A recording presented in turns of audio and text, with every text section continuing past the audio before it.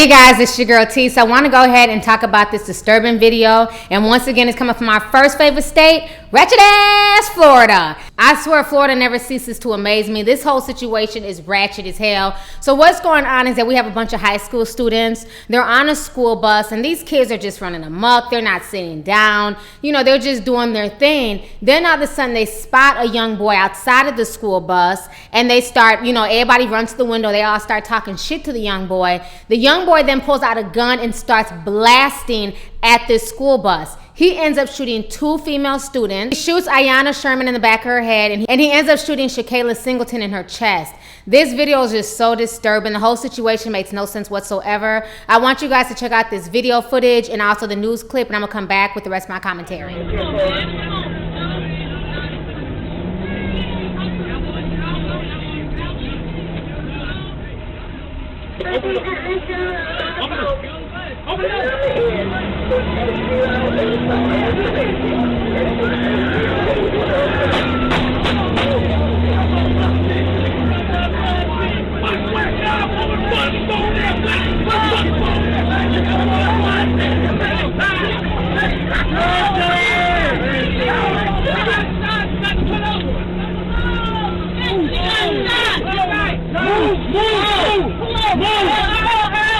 Hurry up.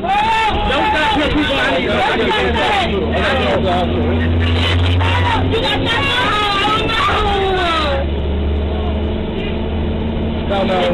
Hurry, please.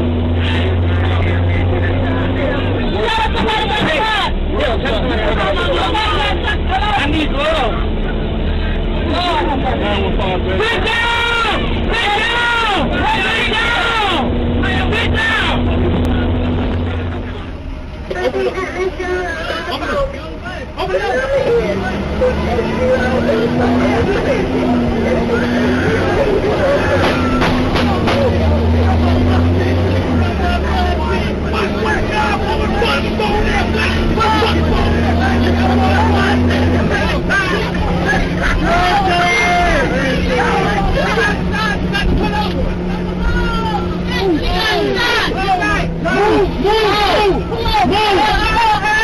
Hurry up. Don't stop your people. I need no.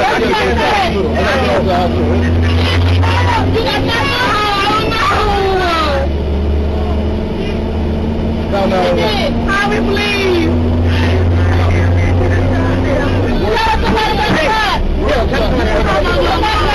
I need love. Sit down! Sit down! Sit down! 16, and tonight there is a warrant out for his arrest. Today, JSO identified Edgar Robles as the alleged shooter who opened fire into a school bus full of children, and police say it was all motivated by disrespect between two groups of teen boys.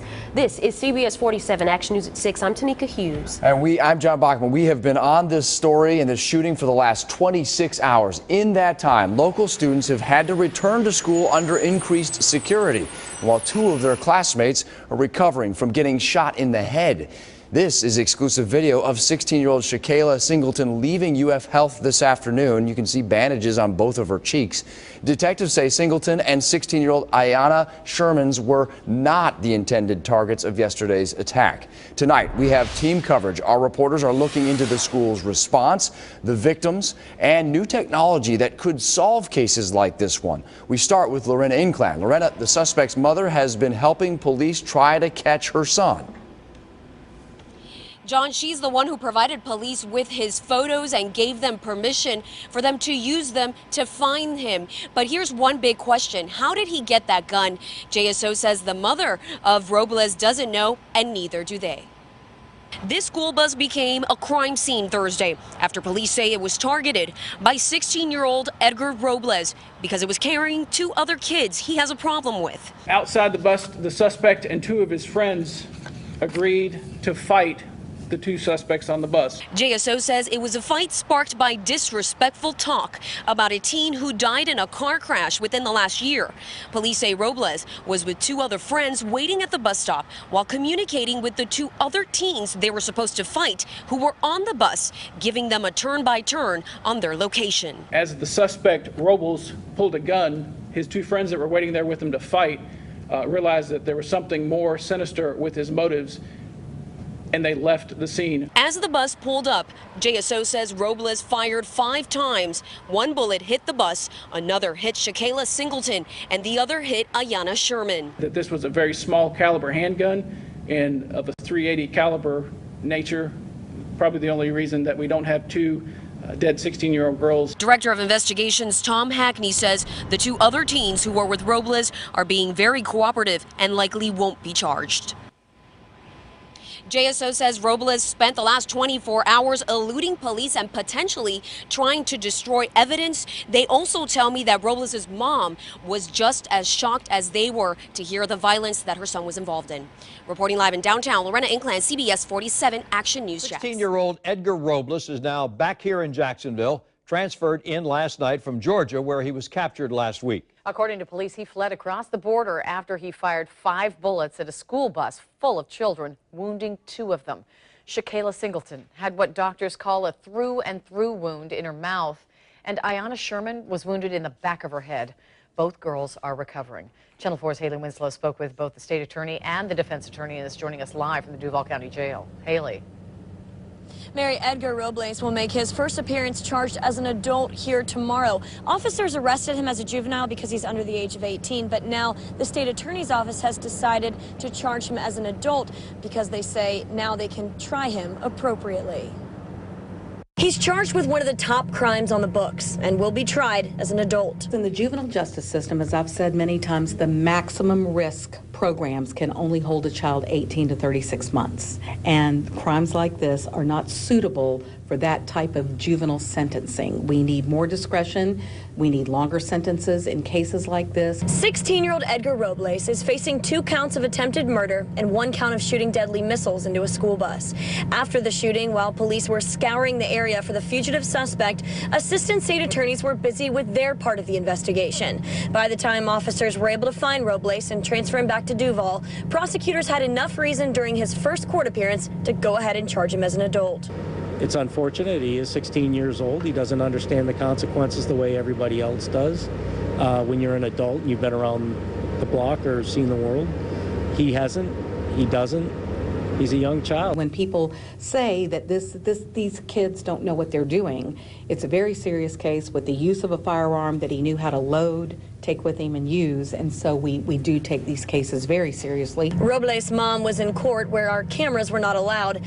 Devastated, she has helped police throughout the investigation. She calls her worst nightmare. She's a law-abiding, God-fearing mother, and she's mortified that her son's been charged with a heinous crime. A crime miraculously everyone on board the bus survived. There is nothing more egregious. It's not like you don't know who's in a school bus.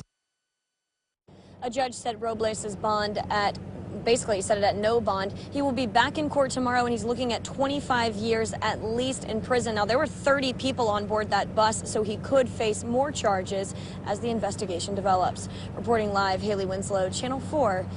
All right, so you guys just checked out the news clip. This young boy who committed this crime was Edgar Robles, and he's 16 years old. He was arrested a week later. This took place back in May, but it's just that now the surveillance footage just came out yesterday. And so now they're saying that Edgar is looking at 25 years in prison for his act.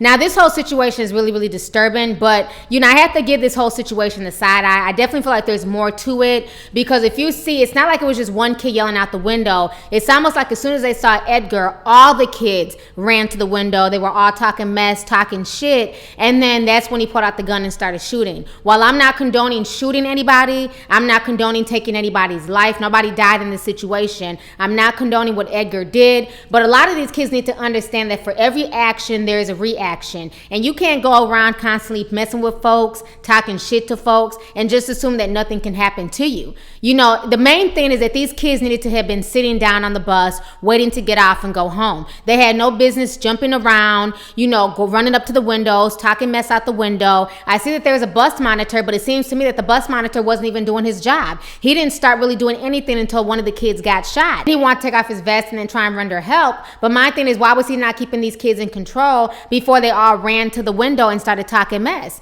I mean, the whole situation is just insane. Now you have a 16-year-old boy looking at 25 years in prison because his ass has no emotional self-control. You have 2 girls who were shot, and I don't know if these 2 girls ran to the window, and then you have a bunch of kids involved in this foolishness. And you can't tell me that there's not going to be any type of retaliation and, you know, certain things are going to be taking place down in Jacksonville because of this boy's actions. You know, I find the whole situation just really, really disturbing. And of course, it's coming from our first favorite state, Ratchet ass Florida. So anyways, let's go ahead and get the discussion popping. Let me know your thoughts on this entire situation. And while I agree that there's no excuse for this type of behavior, there's never an excuse to shoot somebody or potentially kill somebody, do you feel like these kids bear some of the responsibility for how they acted on this bus by running to the bus window, engaging in confrontation with the young man, you know, talking mess to him on the bus, and then once they got shot, now everybody's trying to play victim? So anyways, let's go ahead and get the discussion popping. Go ahead and leave a comment. All right, deuces.